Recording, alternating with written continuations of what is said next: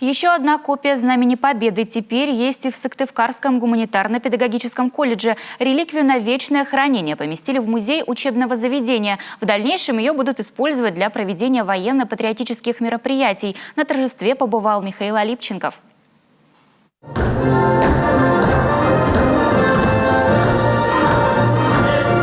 Знамя Победы, которое 1 мая было водружено в Берлине на куполе Рейхстага, ежегодно вручают школам, колледжам и военно-патриотическим клубам. Теперь и наш СУС в рамках Всероссийской патриотической акции эстафеты удостоился такой чести. Конечно, эта акция призвана отдать долг уважения, глубокого уважения миллионам людей, которые отстояли свободу и независимость нашей Родины в период Великой Отечественной войны. И наш колледж несет высокую ответственность за то, что сегодня принимает Знамя Победы на вечное хранение. Причем принимает он это знамя в канун своего 100-летнего юбилея. Церемония проходит в присутствии студентов и педагогов. За тонкостью процедуры пристально следят участники знаменной группы, которыми являются воспитанники военно-патриотического клуба «Исток». Для них это особая процедура.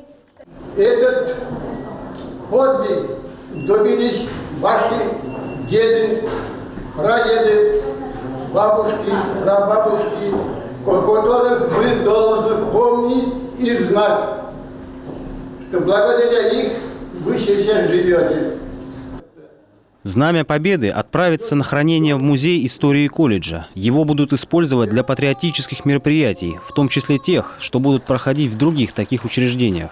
Копия Знамени Победы будет у нас на вечном хранении, и мы всегда будем использовать его в своих же этих мероприятиях. Всегда будем участвовать во всех патриотических мероприятиях республики, города, и знамя будем брать с собой.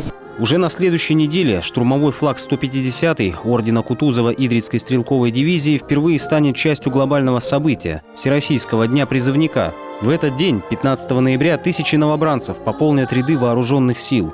В этом кроется давняя традиция верности боевому знамени и готовности защищать его в любые времена.